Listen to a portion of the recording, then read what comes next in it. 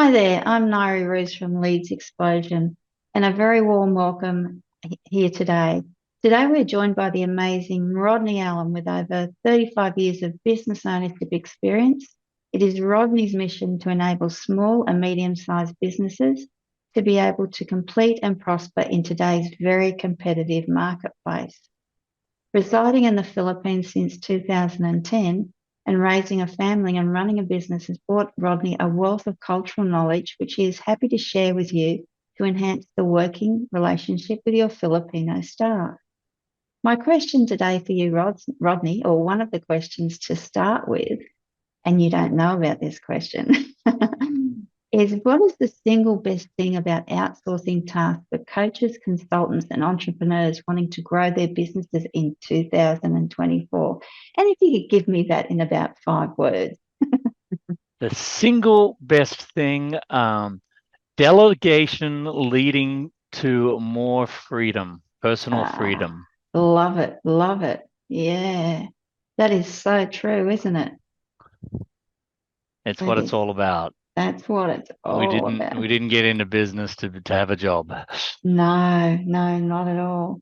No, that is so true. So let's just launch into, I've got 7 questions for you today. And the first question I've got for you is, who is your ideal client? We serve small to medium-sized businesses who just need cost-effective administrative customer support and marketing support that enables them to compete with the big companies and not have to do it themselves. And look, that's just so much of it's like a burden's been lifted when you actually take that step and actually do that, isn't it? Oh, absolutely. Mm, yeah. So from that, what is the problem that you really solve for people that engage with your services? We relieve business owners of the day-to-day tasks that they're quite buried in, and their mind, they're either doing the tasks or they're thinking about these small tasks that are needed to run the business. But when they business owners can get rid of those tasks and give them to skilled, competent virtual assistants, um, it really helps them to be able to move towards working on their business instead of into their business. Absolutely. And I know, like, just personally, like I'm quite creative at times. And if I've got all that other stuff going on, or it's in the back of my mind, I've got to get that done and that done and that done, then it just takes away from actually getting to what actually grows my business as such instead of the operational side of things. But you Yeah. also supply for the growth side of things in the services that you provide as well, isn't it?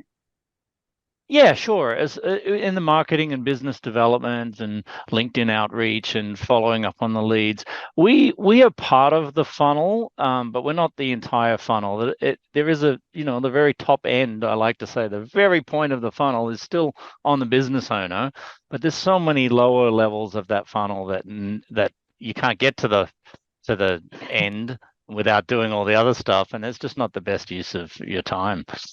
No, I couldn't agree more. So, question number 3, what are the typical symptoms people experience with the problems that you've described?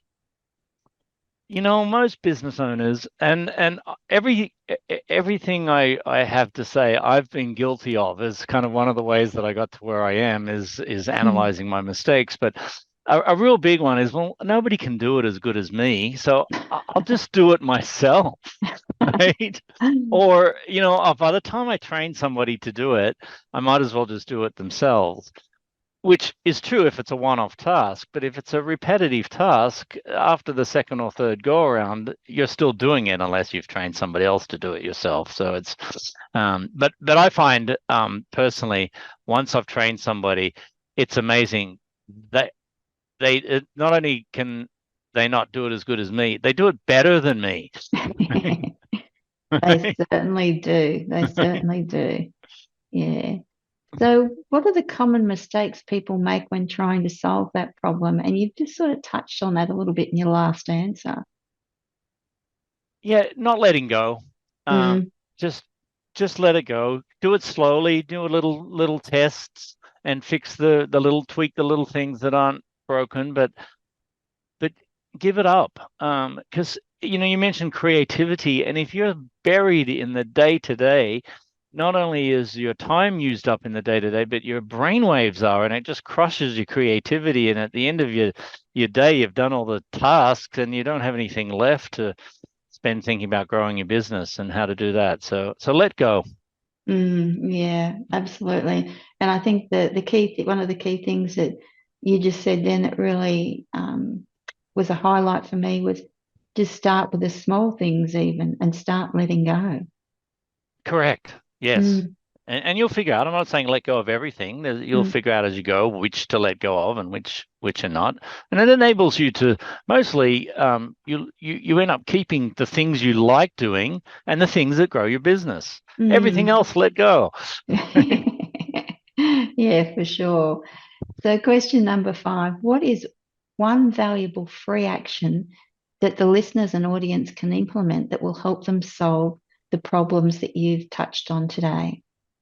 Yeah, it's again, it's one step at a time. But if what can I delegate? What can I let go of? So make a list of everything you do, and that'll become really obvious. What are the repetitive tasks, and which of those repetitive tasks can I let go of? And then follow up with just making a screen recording of you actually doing those tasks and narrating on that screen recording, what you're doing and why you're doing it and how it fits into the big picture.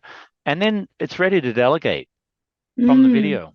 that's an awesome thing to think about. I'd never even thought about doing that. That's a brilliant value add. Yeah, and you Mm, can, and once you've done that, put it on a mind map. The mind hmm map is like the best thing you can do to sleep at night. When it's all out of your head and all on paper, so to speak. Mind maps are typically virtual, but when it's out of your head and written down, you don't have hmm to lie in bed at night thinking about it anymore. It's all down. That's so true. It's gone then. It's gone. Yeah. Right? Enjoy your sleep. Need more of that, that's for sure. Right? We all do. Yeah. Yeah. So, question number 6, one valuable free resource can you direct people to that is going to help even more? And this could be some sort of lead magnet or some free training or something like that. And we'll put the links down below the recording. But what free things can you direct people Yeah, to that sure. you can If provide? if you go to globalofficeworks.com/, the complete VA task list, or even just search for the complete VA task list, there's a couple of hundred tasks in there that'll really get you thinking, oh, yeah, I could give my VA that, I could give my VA this. So whether you have VAs now and you're not sure if they're being fully utilized or whether you're thinking about getting them, that'll be a great resource for you to take a look at and work through. Okay, awesome. Thank you very much. And question number 7, what's the one question that I should have asked you, but I didn't? Culture. If one of the reasons why people fail with Filipino virtual assistants, um, there's a couple of reasons, but one is the actual business owner is not prepared with the things I've just mentioned. But a big reason is understanding the culture and how the communication weaves in to that culture. So um, I've got some. I can share you with some LinkedIn, YouTube videos that'll really help you and some presentations I've done. But a couple of key tips for today is just remember that your Filipino VA, they treat family first. Now, Mm, typically us Westerners, we treat work first, and that comes mm, above everything else. Filipinos are very family first. So you've just got to acknowledge that and work around that that they really treat their family first. They're very shy. They're very polite. They're non-confrontational. They're going to answer sir, ma'am, no matter what. Even if you say, when I got it, I've lived here now 13 years, but when I was really uncomfortable with being called sir, and I was like, can you please not call me sir? And they're like, okay, sir. you know, so so you just got to live with it. It's part of the culture, and it's a boss respect or an age respect thing, and they do it with everybody, not just you. But mm, the very one thing, if I had to give one tip about working with a Filipino staff member, I will say, and this is how to combat, their answer is yes all the time. No matter what the question is, their answer is always yes. So instead of saying something that enables them to say yes, such as, did you understand? Because of course they're going to say yes, because they don't want to lose face or be a bit shy by saying, no, I didn't understand. That puts a bit of shame on them if they didn't understand. So a really great question, instead of do you understand, is say, did I explain that well enough to you? And what that Ah. does is it puts the burden of shame Mm. on yourself. And it gives them the Mm. opportunity to say, no, you idiot, you didn't explain that well enough. Shame on you. And then you can have another go at it. And then I go, oh, yeah, now I get it. Thanks for Mm. explaining that better. So that's probably the hottest tip of the day. Okay, cool. Thank you very much for that. And look, I must say my experience with the Filipinos has been absolutely wonderful. They are all that you say, and they're just all about community. And they make you Yes, feel like you're part of that community, which is most. wonderful. Oh yeah, most definitely. Yeah, I've Mm. got a million stories. I was catching a bus yesterday. I was waiting on the side of the highway, and the guy who owned the store came out and gave me a chair. Just went into his house and pulled out a chair and sat while I'm waiting for the bus. You need a chair. It's Oh, like how it's beautiful. it's it's beautiful. Yeah. Oh, lovely. Well, Rodney, thank you very much for your time today. Really appreciated it. And thank you for, yeah, just carving this piece of time out of your day to talk with us. Yeah, very welcome. Thank you.